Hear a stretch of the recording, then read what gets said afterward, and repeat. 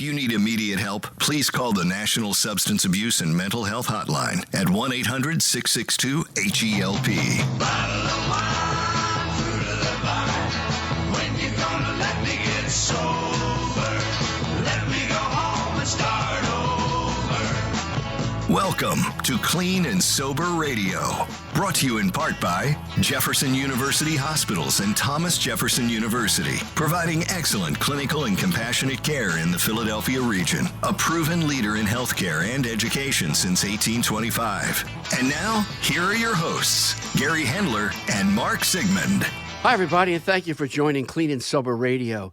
Clean and Sober Radio features real people with stories about addiction to drugs and alcohol. And we are a 501c3 nonprofit organization that empowers people and families who are dealing with drug and alcohol addiction to solve their problems and help those who cannot.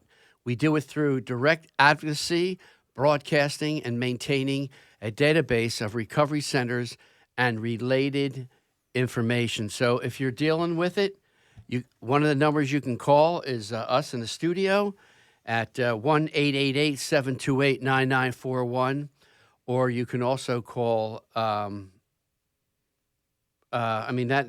just screwed up. Yeah, you're right, Mark. 1-888-728-9941, or SAMHSA's number, which is 1-888-728-9941. And we'll repeat those numbers as we go forward. Mark, what do you have new in recovery news this week? So we got some bad news. Back in March, the White House cut more than $11 billion in funds to states for addiction recovery programs. Basically, an Indiana organization that employs people in recovery to help peers with substance use disorders was forced to lay workers off. A Texas digital support system for people with addiction and mental illness prepared to shutter its 24/7 call line within a week. Minnesota program is closing. You're starting to see this across the country. And this week, it was announced that there's a massive reorganization of the Department of Health and Human Services. And this includes a main federal agency focusing on addiction recovery services. Without a standalone office like the Substance Abuse and Mental Health Services Administration, SAMHSA, many advocates worry that recovery work and the funding to support it will no longer be a priority, which is very predictable with the way things are going.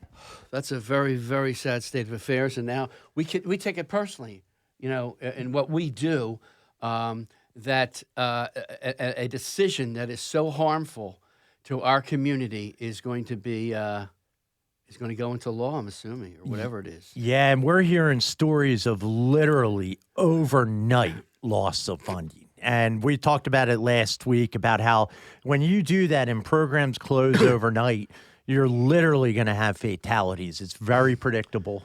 And, just the way it's being done, not carefully, not planned, is an atrocity. Yeah. It'll kill people. Absolutely. Yeah, great. Listen, when we come back, our guest is Bill Stauffer, and we all know Bill. He's the executive director of the Pennsylvania Recovery Organization Alliance, commonly known as PRO-A. He's an expert. His organization is also an expert. They help people in recovery. They help people get into recovery. They're a watchdog for the state and nationally now. So when we get back, we're going to interview Bill Stauffer. We'll be right back. This is Clean and Sober Radio. A cancer diagnosis can knock the wind out of you. The Sidney Kimmel Cancer Center at Abington Jefferson Health can help. Our brand new Asplund Cancer Pavilion brings you 86,000 square feet of cancer-fighting science for truly comprehensive care. Backed by the strength of an NCI-designated cancer center. Call 1-800-JEFF now. The Sidney Kimmel Cancer Center at Abington Jefferson Health. The power to out-science cancer. Hey, everybody, this is former Philadelphia Flyer Chris Terrian, and you're listening to Clean and Sober Radio. 888-728-9941. This is Clean and Sober Radio. Hey, welcome back. You can always enjoy this show. WWDB in Philadelphia, WPEN 97.5 FM, High Def 2 in Philly, WGAC in Augusta, Georgia, and JBR 1010 in Tampa, Florida. That's among others that we broadcast our show. Yes, and we got a new one this week. It has been announced that now we have the Clean and Sober YouTube channel.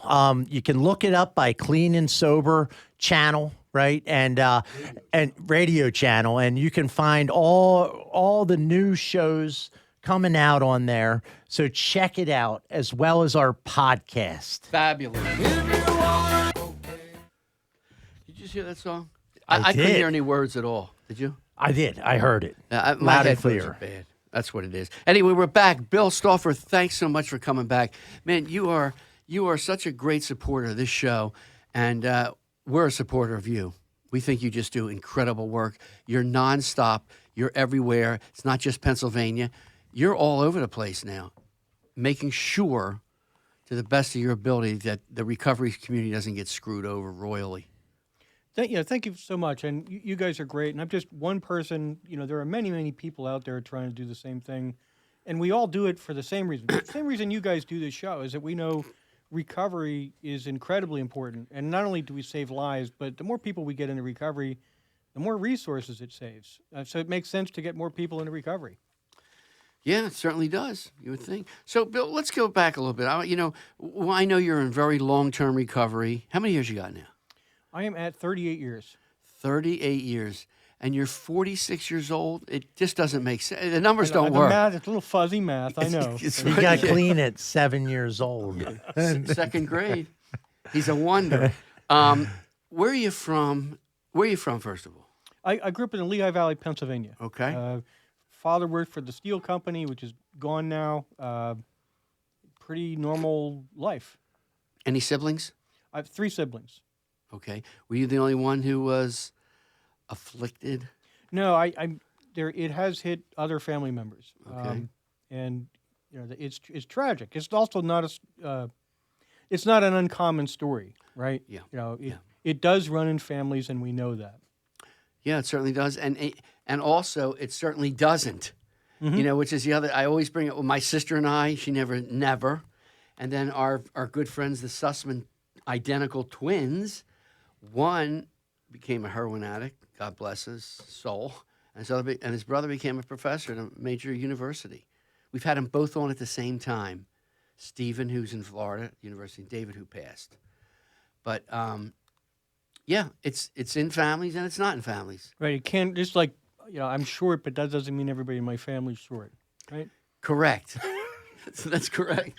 Yeah, and so the genetics sometimes skip some people, right? You got it. Yeah. And then there's environmental factors. The earlier you start using, the more likely you are to have a problem, which is why they tell you not to start using when you're young.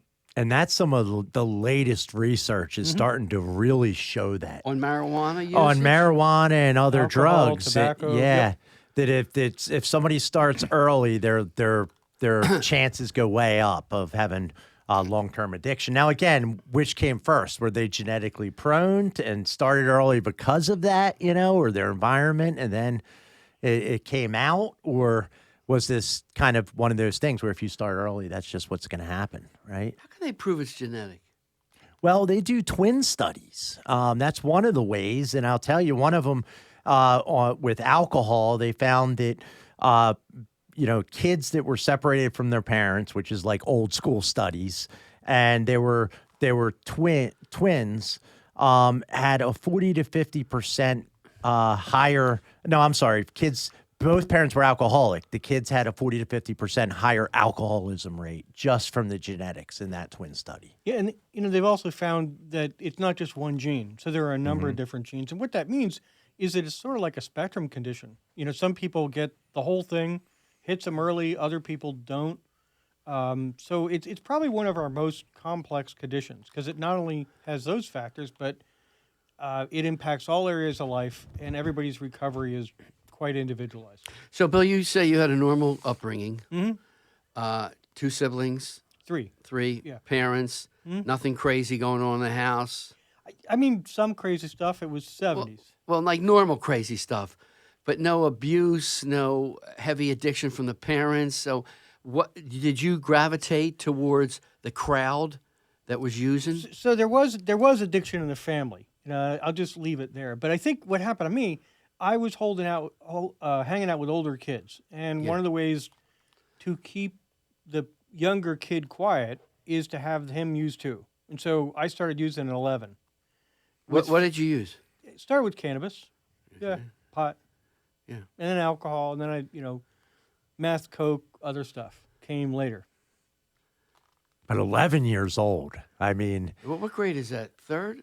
I was in Fourth? fifth grade, I think. Fifth grade. Fifth grade. Yeah. 11? Fifth, sixth, yeah, somewhere there. I was in first grade, I think. I think that was really early, Bill. I think it might have been below fifth grade. So that's what happened. Yeah. Now, did you get were you old? Are you the youngest?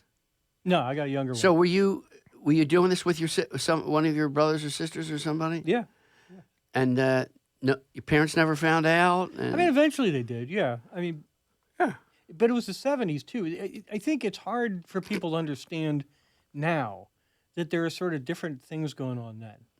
Substance use was seen almost like a rite of passage. Yeah. And I don't think our parents knew quite as much about this stuff. Absolutely as they do not. now. Absolutely So, not. they didn't quite know what we were doing, but they also thought it would be something we'd grow out of. I think. Yeah. I think you're right. And most of us, not most of us, many people did grow out of it, except we didn't.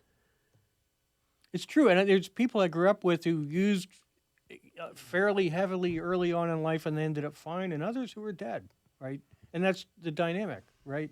It's not uncommon for your listeners either, I'm sure. Oh, absolutely.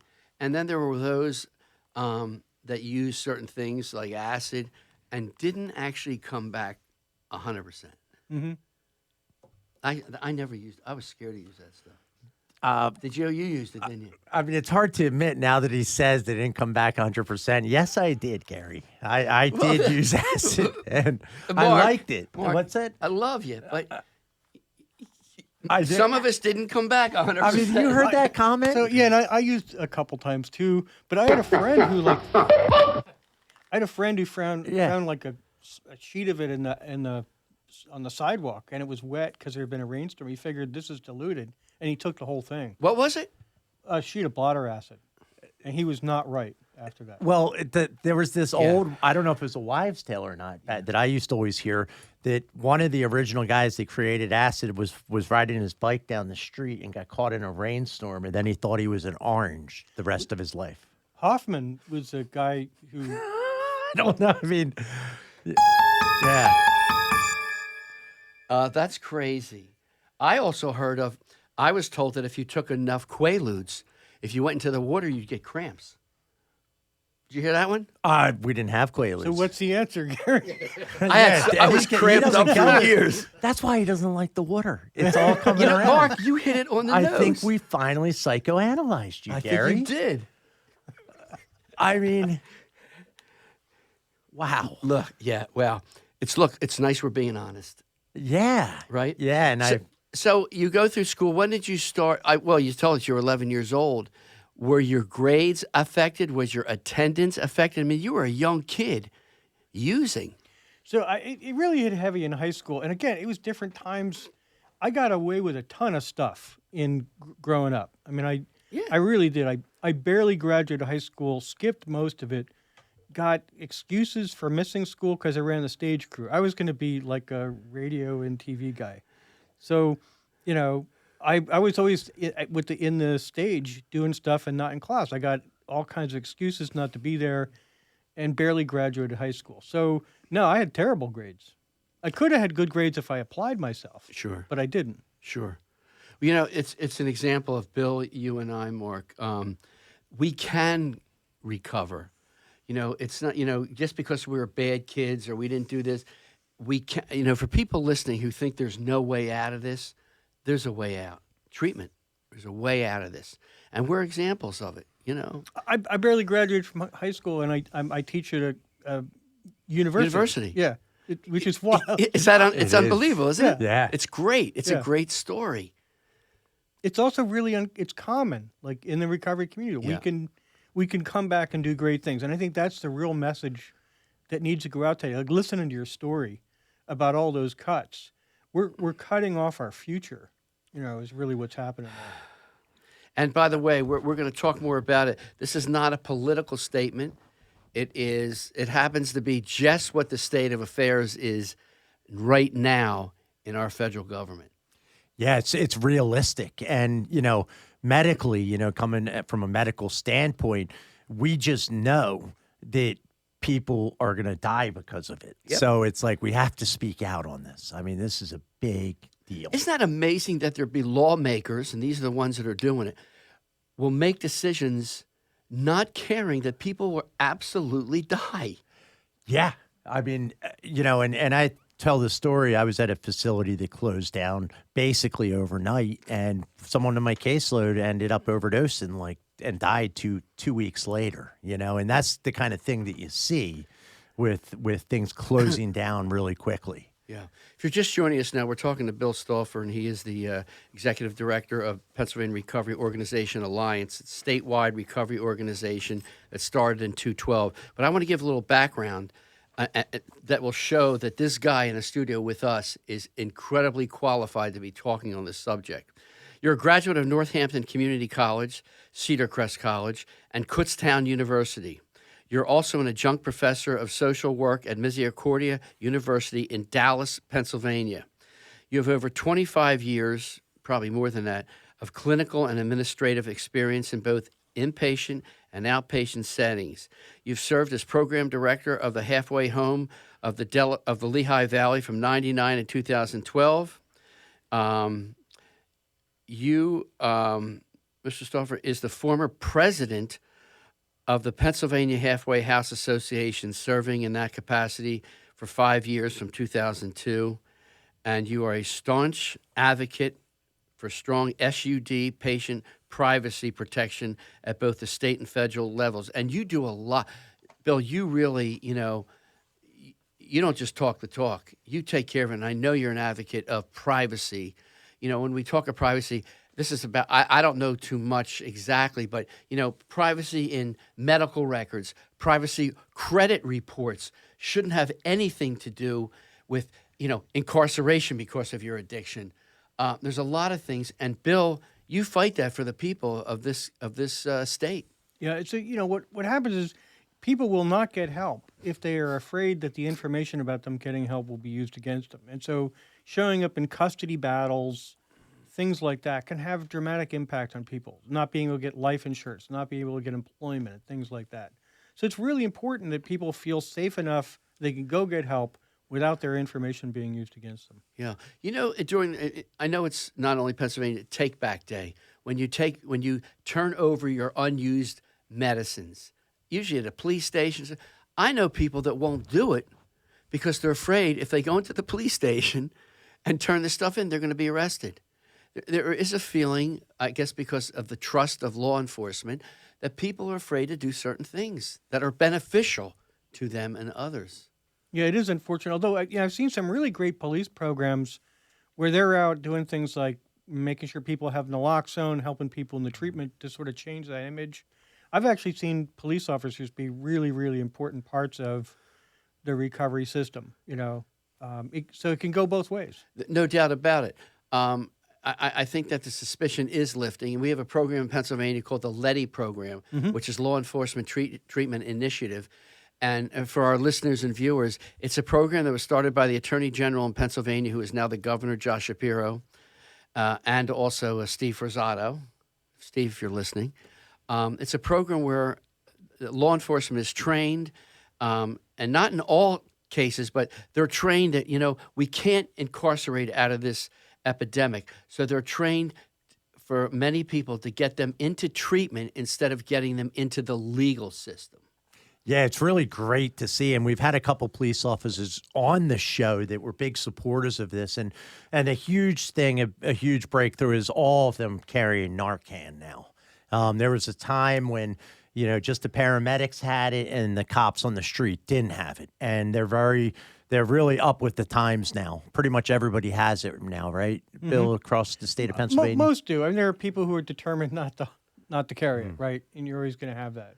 But it's way more prevalent now to carry it and accept it than it was. Yeah, definitely. But can I just, talk about the story that you started out with? So we're making these great gains and making sure that people can access care and services, but there's a worry that they won't be there. And what that means is then there's no place but law enforcement and corrections. And for the listeners out there, you kind of know this, that it progresses. And unfortunately, addiction affects not just ourselves, but our families, and it affects the safety and welfare of the community and productivity. It costs a lot more to not help somebody than it does to help somebody. And that's where I'm afraid we're kind of heading. Well, it's the same with incarceration. It costs so much money to house one person. It'd be much less to get them into a treatment facility. But look, there's still a stigma. Mm-hmm. I believe that these politicians who make the rules and the laws, if they were affected personally, they would change their tune. Yeah. A couple of weeks ago, I was down in North Carolina at the Smart Recovery National Conference, and David Best, who's a researcher from UK, was over there. And he was talking about research that has shown, and I think it's pretty true here as well as the UK, that we are more civically engaged. In other words, people in recovery, we give back and participate in community at about double the rate of the average public. So you're better off having a person in recovery as a neighbor than you are somebody who's never had an experience with substance use. Just like, that's really what we have to start talking about. Absolutely. The benefit of people in our community doing things. This is a message also to employers. Mm-hmm. Most of us are really good employees. We want to do good things because we did so many bad things. We disappointed so many people. We want to show, If you're just listening, you want to watch us, please go to Facebook and to our Facebook page, which is Clean and Sober Radio, and you can watch us right now do the show, just like these good folks. And there's a lot of them because you're here, Bill. Kathy Wolf Collin, Hillary Langsner, hi Hillary, Linda Carroll. Kathy Wolf Collin wants us to know she's from Coral Springs, Florida, and we'd like to know where everybody's from. Gary Cochinarella. Gary, I'm sorry, but I butchered your name, maybe. Bill Nolan. Bill, right? yes. Mike Burke from Media, Pennsylvania. Kevin Heyer. Hi, friends, and Bill. Ed Mary Donnelly. Judge Christopher Maddox is watching from Drexel Hill, Pennsylvania. It's one of our two favorite judges, right, Mark? On last week. Yeah, he was. Yes, he was. Linda Carroll is responding to, explains why we won't go into the ocean. Yeah, your Quaalude giving cramps thing. Is that what it was? Yes. Random. Ed Mary Donnelly, I was turned down for health insurance because of going to a rehab. There you go. Yep. Also was on work comp and had to go in front of a judge and the other lawyer trying to block it. John Logue, Malvern, Pennsylvania. He states that tomorrow he's going to the LCL conference in Harrisburg. Yeah, and that's the real danger here, and protecting medical records, especially the anonymity of drug and alcohol records, is even higher, the confidentiality. And can you speak on that, Bill, a little bit? Like for drug and alcohol records, it's even above, right, regular medical records in terms of the confidentiality laws. Although there have been some changes under the CARES Act of 2020, which is a federal standard, there was some alignment between the federal confidentiality standards and HIPAA, which is a thing that governs medical records. Mm-hmm. There are still protections in place for those drug and alcohol records, although the regulation has never been completed. Like we only did half of those regulations, and so there are concerns about the consequences for groups that violate those standards, because that set of regulations about what would happen were the ones that were never completed.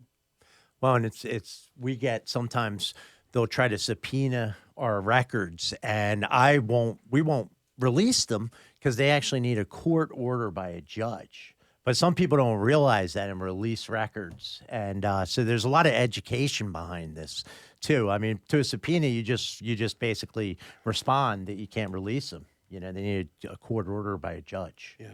We're going to take a break right now. When we come back, we're with Bill Stauffer, and he's going to tell us about how this money being held up just in Pennsylvania is affecting your organization directly. We'll be right back. This is Clean and Sober Radio. A cancer diagnosis can knock the wind out of you. The Sidney Kimmel Cancer Center at Abington Jefferson Health can help. Our brand new Asplund Cancer Pavilion brings you 86,000 square feet of cancer-fighting science for truly comprehensive care. Backed by the strength of an NCI-designated cancer center. Call 1-800-JEFF now. The Sidney Kimmel Cancer Center at Abington Jefferson Health. The power to outscience cancer. Hey everybody, this is Tommy James, and you're listening to Clean and Sober Radio, and so am I. 888-728-9941. This is Clean and Sober Radio. Hey, we're back, and we're back with Bill Stauffer, who is the executive director of the Pennsylvania Recovery Organization Alliance, commonly known as PRO-A. You know, Tommy James, who just did that drop for us, I just want to acknowledge, and he's a supporter of the show.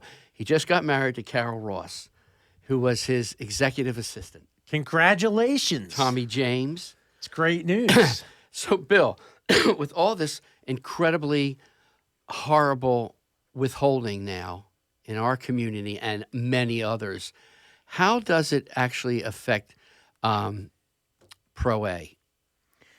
So one of the impacts on us, and like right now, we have a federal grant, and the federal grant came out of the first administration of the current president, and it's to help people in recovery get into employment and to sustain employment. It's actually one of the highest performing federal grants, according to our grant officer. So far, we've gotten 730 people into living wage jobs and work with employers to help them get in. So this is not waste, fraud, and abuse. This is like getting people back into productive living so they can take care of themselves and their families. That grant's going to end soon, and all federal grants out of SAMHSA have ceased. There are none. None. That are coming out. So does that mean that organization is out of business? Well, what it means for us is if there are no opportunities in that area, then all of the skills and work that we have developed, and like we got that grant. It was a competitive grant. We got it by promising to do more than other groups, and then we've delivered more than that. We did that thinking, we want to show that we do good work, but that only matters if there's other opportunities. And so, we want to continue to do that. We want to continue to help people get back into employment so they can take care of their families and be productive members of the community. That opportunity is going to stop. Beyond us, though, that some of the grants that have been frozen coming out of the federal government have meant that other recovery community organizations have had to lay off staff and close programs. And then there's just a lot of uncertainty about what's going to happen. So it's sort of freezing everything up. This must create such anxiety for people like you and your organization and others across the country. This is not just limited to Pennsylvania. This is a illogical, hurtful decision, and I have no understanding or reason why they would do that. Why? I don't know. I don't think they've thought about what they're doing. Maybe they think all cuts are good. I'm just speaking anecdotally here, but it seems to me like where they found that something they'd have done didn't work out, they've put some stuff back in later. But some of these things can't be put back together, and the level of uncertainty that's created causes additional problems. So I don't think it makes any logical sense. If you don't provide people addiction treatment and care, they end up in prisons and hospitals, and unfortunately, we risk other people's lives. It's really fortunate that I'm in recovery. I could have killed somebody, and I'm seriously, and I'm so grateful that I didn't. I am grateful. I wake up thankful every day that I didn't harm another human being, and I know people who have. And also, when all three of us got into recovery, we had the resources to do it. Mm-hmm. As you just said, to piggyback on what you said, if I didn't have the resources or somebody telling me where I could go, I probably wouldn't be here. And this decision, besides killing people, fiscally makes no sense at all. No, and by the way, I'm a product of publicly funded treatment. So by the way, all you taxpayers out there, thank you.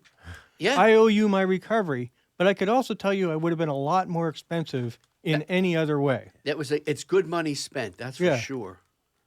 Well, and it's the thing that's so frustrating too is kind of as you alluded to, there's no planning behind it because a lot of these facilities have very tight budgets that they do every year. Then to all of a sudden have these cuts and with no planning, no warning, I mean, it's just done so poorly.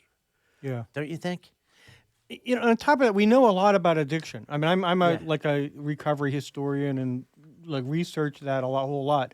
The kinds of things that we're looking to experience, like we're having economic challenges right now. There's other areas in the country where people are losing their jobs. There's a lot of anxiety in this country right now. What do people do in general when they have that? Unfortunately, they use substances. So, you know, we will see increased rates of drinking and substance misuse. So our services are going to be needed more than ever. That's my take on it.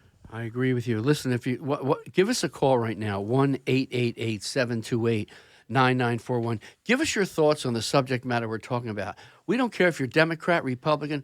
We want to hear from our audience on what your take is on this lack of funding now for our community. Yeah, and you know, the budget cuts and what they're doing to society. And, you know, some people would look at it and be like, well, you know, we have this trillions of dollars in debt, or this was COVID money. So there's other ways people look at this. But, you know, before we talk about that, you were talking about sort of that people tend to, when they're under stress, go to drugs and alcohol. You also see increases in heart attacks and stress-related illnesses. And because getting back to your point, is it just doesn't make sense financially. You know, every person that gets clean is saving society so much money. And to get rid of these programs is unbelievable. You're right. Yeah, you're right. So why are they doing it? That's the big question here. And maybe somebody can call us and let us know their opinion. 888-728-9941. Absolutely. That's the million-dollar question. All these cuts across the board, yeah, okay, we need to tighten our belts. There's no question. But you don't do it like this. Yeah, then at the same time, you know, the White House has come out in support of tax cuts for the rich, for the ultra rich. You know, at the same time, and it's like, man, you got these people that are suffering, these people that are struggling, and we're making all these cuts. Makes no sense. Yeah, not to me, it doesn't, right? Yeah. And so it's a shame, you know. And the thing too is we've been making some headway in the opioid epidemic, right? And I would hate to see it go backwards. Absolutely right. Bill, what are you hearing from your guys on your level, let's say, across the country about the cuts that are going on? A lot, I mean, as we characterize, a lot of anxiety about what the future holds. And I was going to say this, there's a periodical called Alcoholism and Drug Abuse Weekly.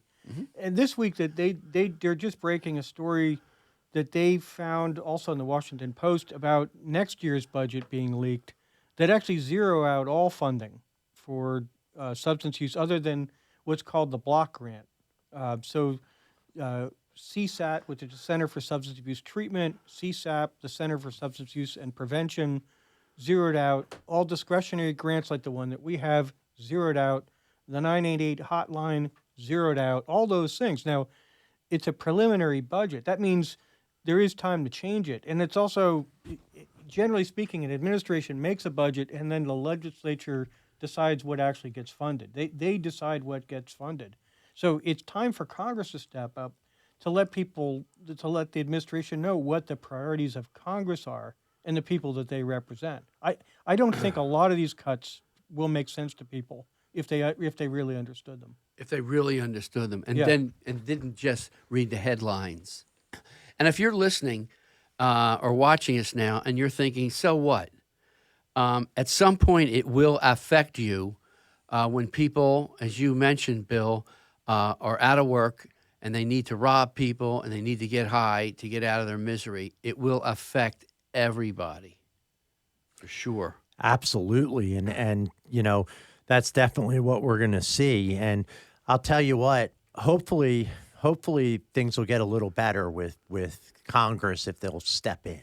You know, I mean, just like you said, the 988 hotline, which is for suicides or overdoses or like, do we not in America? Do we not want a number for people to call? Like every single person hearing this has had somebody they know that they loved that needed help, and that's really. Do we want no place to call? And that's really the kind of thing it comes down to. I mean, to think about how these people in Washington are thinking is impossible. None of it makes any sense. Just like the scenario you just said. You don't want people to have a number to save their own lives? What kind of society we live in here? It's sort of, you've been hearing this oligarchy term thrown around, but you got this segment of society that is the top 1% that is just taking billions of dollars, right? And then you get this lower class in society, as they would say, and just not helping them. Yeah, John Logue is responding to this, and he says there might be a misguided way. This might be misguided ways of thinking, of looking at these cuts. But the reality is, this administration wants the masses to be uneducated, poor, and sicker. The more people/groups it can marginalize, the more they can control and consolidate their power. I hope it's not true, John, but it certainly feels that way. It does. And I wanted to ask you, Bill, Bill goes all over the state of Pennsylvania and he sees how programs are doing, and that's part of your work, right? Mm-hmm. Are you seeing them struggling? I am seeing. I'm seeing people struggling. I'm seeing people close programs, but I'm also seeing, the people who do this work are mission oriented, so they're doing their best to serve their communities despite all these challenges. And I think that's the bigger message. Like when I hear that respondent, what he said, it kind of breaks my heart, because this country is, the country. I'm a very patriotic person. We were like the can-do country, help each other out, figure out ways around challenges. That's, help our neighbors. That's really who we are, who we should be. And I hope, I hope that's the version that makes it through this. So. Yeah, I take this really personally. I mean, I've hated a lot of things that have been going on, but this is really personal to me. And this makes me, I can't even say it on the air, but it's really disheartening, sad. You feel almost helpless, hopeless. That's exactly what we don't want people to feel who are out there struggling, is hopeless. But there doesn't seem to be any sunlight at the end of the tunnel. We get a lot of emails during the week, Bill. And Tim C. from Sarasota, Florida. I heard the fentanyl is being replaced with Tranq or Xyzline. What is it? Will it ever end? Well, who knows if it'll ever end. But Tranq, or is a street name for Xyzline, is an animal tranquilizer that is incredibly potent and was never designed to be used on human beings. And we're seeing, as we were talking about before the show started, a lot of amputations because of this drug, because it I don't know how, but your skin comes off your body. I mean... It's not an opioid. It's more of a sedative hypnotic designed for veterinary care. Yeah. And it does reduce blood flows and creates infections, particularly at the wound sites. So... and people are addicted. And like for people who don't know addiction, like you look at people doing this and you say, well, that doesn't make sense. And I will tell you, as a person in recovery, I did a lot of stuff that didn't make sense. Yep. It affects your cognition. Yep. But if we don't help people, we end up with these massive costs. That's what it comes down to. Yeah. Susie B. from Dayton, Ohio. Can you recommend a facility in Ohio for my teen sons to go to treatment? Well, hopefully you can still call the SAMHSA phone number, which is 1-800-662-HELP, 1-800-662-HELP. As of today, somebody will answer that phone, and they're a resource, and they will direct you to somewhere in Dayton, Ohio. Yeah, and still as of today, you can call 988 if you're feeling suicidal. Very important number there. have that ready to go. And again, we said it last week, this is a very high risk time of the year for suicide. Yeah, tell us why, Mark. Yeah, the spring. Well, there's a couple theories. One of the theories is that people are real depressed, and then they start seeing a lot of people, look like they're happy, and it's springtime, and they feel really bad. Another theory is people are really depressed. They come out of it a tiny bit, just enough to have enough energy to actually kill themselves. Because sometimes people, when they're so depressed, they can't even come up with the energy to come up with the plan and all those things. So check in with your loved ones, make sure. And, people are shy to ask about it. But if they're thinking it, right, you're not going to put it in their head, is what I'm getting at. And that 988 number is so incredibly important. And, put that on your refrigerator, just like you have poison control on there, because when you need these numbers, they have to be readily available. Yeah, you don't want to be scrambling. You don't want to be scrambling. Have a backup plan. Absolutely. Another email that came in, Florence W. from Ponce, Puerto Rico. Did I say it right? Puerto Rico? It sounded a little off. A little phony. I enjoy the show most weeks. I don't know what that means. Thank you for giving back. That's nice to hear. Yeah. I wonder what week she doesn't enjoy the show. That's our addict thinking right there, right? Yes. When you're not here, Mark. Oh, that was a low blow right there. No, it wasn't. It was a total compliment. Oh, man. It was a total compliment. Yeah. Yeah. All right.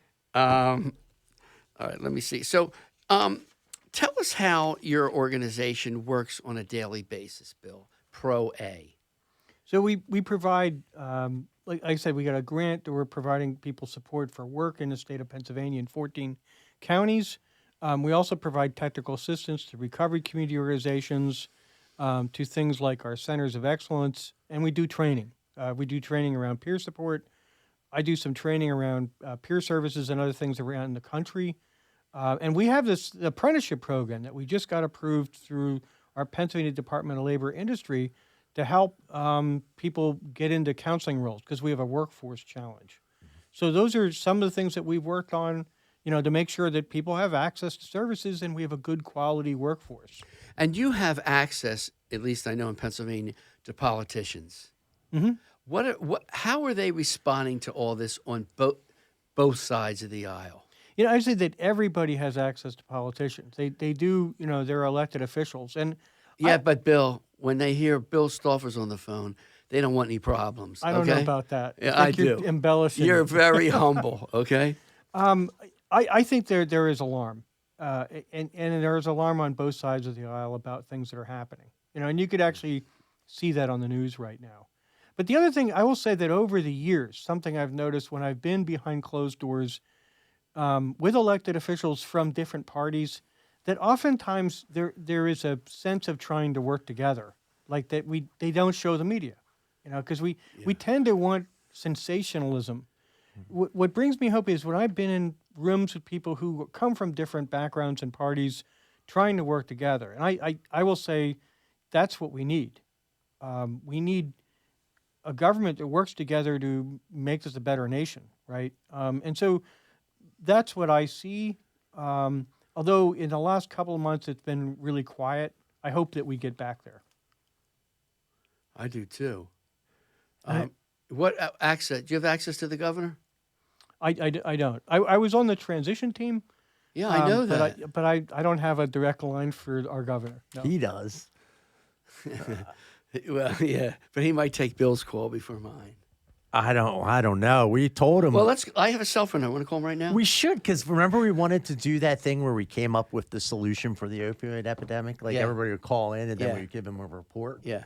If I could talk to him right now, I would share my sentiments for him and his family after what they went through. Yeah. And I did, we do a weekly call for the state. So we have anybody around the state of Pennsylvania can come on and we talk for an hour about things in fact impacting the state. And a week after, what happened is somebody firebombed their house. And I had this agenda stuff to talk about, and everybody wanted to talk about Governor Shapiro and his family. People were impacted by this. And I hope he knows that. Oh, I'm sure he does. And the person that did it is mentally ill and or a drug addict. Touche. That's where the money is going to be withheld from Yeah. people like that. Makes no sense at all. Yeah. We got to hit another break, and we'll be back with Bill Stauffer in just a minute. This is Clean and Sober Radio.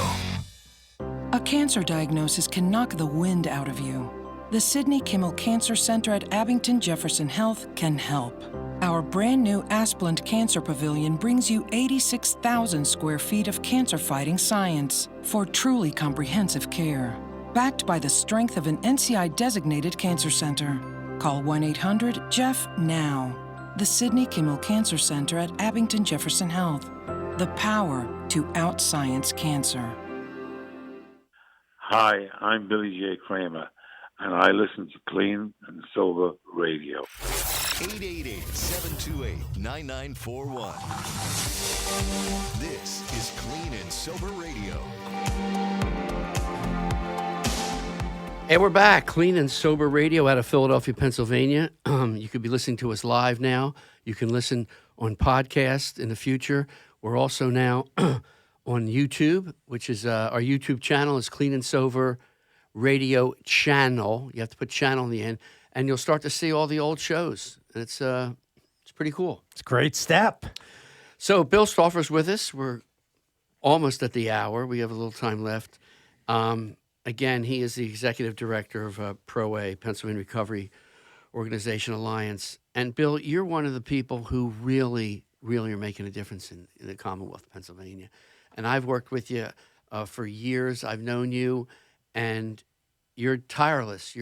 Every day you're in a different part of Pennsylvania, which is, do you ever go home? I mean, what goes on there? Yeah, home is a good place, and I do spend some time there. So I know you're out in the woods a lot. I don't know what you're doing Bird watching. there. He's bird watching. that's part of my recovery is getting out in the woods and Okay. chilling out. Yeah. Okay, good. Well,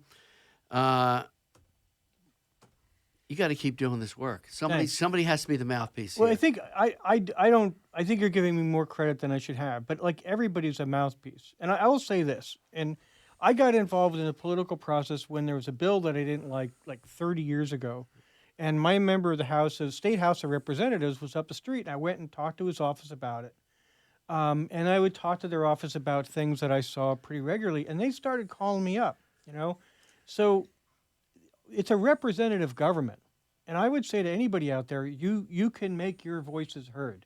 In Congress, they get elected every 2 years. I'm not telling you what to tell people, but if you see something that's happening that you like or don't like, make sure they know about it because they represent you. They represent us. And it's a time to make your voices heard. So, we're hearing about Social Security and Medicaid and things like that and all of these cuts. And if you had a direct impact that this has benefited you in some way or you have a concern, it's the time to make your voices heard. That's the way our whole system was set up. It's as a representative government. I believe in that.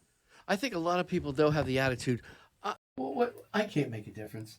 I'll call these politicians aren't listening to me. But you're saying it's not true. They will listen to you. So if they get like a personalized letter, not like a form letter, but like a handwritten letter or things like that, that's like gold. If they get like 5 letters on the same issue, it's like the earth is moving. So they actually, if you send in a form letter and they get 10,000 of those, that doesn't have a lot of impact. But if you call up, show up in the office, send a handwritten letter, things like that, it does resonate because they know that the voting margins are narrow in a lot of different places, and they're looking to serve their constituency and get reelected. Good point. Listen, if you're watching, you're listening, and you have a problem, you think you have a problem, you have a loved one that has a problem, please don't hesitate to call the SAMHSA hotline, which is 1-800-662-HELP. Real easy number, 1-800-662-HELP. Real people will answer. Real people that are trained will answer, and they will give you options on resources. And it's just like the suicide hotline, 988. These numbers, hopefully they will stay with us, need to be accessible. And also I was thinking as we're doing this show, the most important subject really in this world is addiction and mental health. Without treatment for that, it's it'll be permeate all through everything. This is like our leading social problem. Yep. Like it affects healthcare, it affects productivity, it affects the public safety. All of the different, when you add it all up, and also medically, from diabetes, coronary issues, accidents, falls, drownings, car accidents, it just goes on and on. This is our most expensive problem. Where else can you get a problem that if you help people get better, they become your best citizens? And that's really, like, that's why we're here, to make sure people know that. You know, I'm wondering if United States, America, nationwide, we should have a PR firm that puts this out all the time. Hey, we do recover and become great citizens. But it costs money to do that, doesn't it? The thing is, there's never been like a billionaire that's taken on our issue that, like, to really showcase addiction recovery, and we could really use that. You know, somebody to champion recovery in America. So if you're a billionaire and you're listening, Stop by the studio. Well, there's one billionaire. Yeah, I mean, for some people, $1 billion would mean nothing. Yeah. And that would be, so we're hoping some billionaire has a family member who's addicted or in recovery now to consider helping us out nationally. Yeah, I mean, maybe they're on their deathbed, right? Yeah. And you're listening to the radio right now. Mark, what about you? I am about that the out. I'm trying to opposite figure that of a out. billionaire. It just totally put a block in my head. He when was you asked that speechless there question. for a Yeah, Yeah, he was. speechless. Because, you know why? I was far away from a billionaire. He's got the money. He was just trying to figure out how to wiggle Yeah, I out of it. wish. Right? I'm a paycheck to paycheck kind of guy. You know. Yeah, but that would be great. Somebody take this up. I mean, Absolutely. And just think of all the help. And, you know, I tell you, there's nothing more rewarding than when you see people get clean. You see the newcomers come in and, you know, as a counselor, they'll call you later and they'll be like, I'm still staying clean. And it's a year or two later. And it's just amazing. And their whole family gets better. listen, at this table alone, we have 90-some years. It's a lot. 90-some years. And That's none of us proof. could get a day at some point. Yeah. Or a couple hours, right? Yeah. You know, and you know, it shows that it works. And I'll tell you, I still have hope. I still have hope for the future with this. So. Yeah. Well, listen, if it doesn't work out, it's not going to work out in a humongous way. Yeah, and you know, you'll go through the cycle. Hopefully, you know, you'll get more politicians wanting to fund these things again. So. I'll tell you one thing about the national recovery community is that we don't give up. No. Like, we got here because we didn't give up, and so we won't. We won't give up, and so there should be hope, because if we go into dark days, we will continue on through the darkness. As Winston Churchill says, if you're going through hell, keep going, and we will. Yeah. Look, I've always said this. There's 25 or 26 million of us in recovery. We could sway any election that would come our way. Mm-hmm. Any election, if we would all agree. It's dangerous territory to mess with the recovery With us. community. I mean, it really is for a politician, right? I mean, it could definitely sway an Oh, election. yeah. And do they You know, realize that? Do you Well, think? yeah, and I'm sure a lot of people are getting this message today and this message about these cuts for treatment, right? Yeah, and as Bill said, the serious subject, call your local politician. Send them a letter. Call them. Let them know how you feel. And look, it's grassroots. That's where everything starts, grassroots. Show up at their office, you know, when you're real miserable, like 8 o'clock in the morning. Show up at their office and bring them a thing of coffee. Good idea. Don't you think? Like, It is about forming relationships. yeah. It really is. Yeah, I mean, It really is. it is. It is. Let's see. Okay, we get to. Hey, Bill, thank you so much for coming. You know, we really, besides we love hanging with you, you have so much great information to give out to everybody. I really enjoy being on the show anytime. What are you doing tomorrow? I'm gonna go see like a movie about dogs with my wife. Okay, all right. That's what I'm doing. Okay, that's great. And you know, you're helping so many people, and giving them hope, and knowing there's somebody there that's a mouthpiece for a lot of people. I know you're not alone, but I think you're the most respected, Commonwealth. All right. Remember, if you or a loved one is struggling with addiction, help's available. Please call 1-800-662-HELP. For Clean and Sober Radio, I'm Gary Hendler. I'm Mark Sigmund. Thank you all for joining us each and every day. Have a great weekend. I'd like to say thank you on behalf of the group and ourselves. I hope we passed the audition. Okay. Hey, everybody. Tyler, thank you. Brad, thank you. We'll see you next time.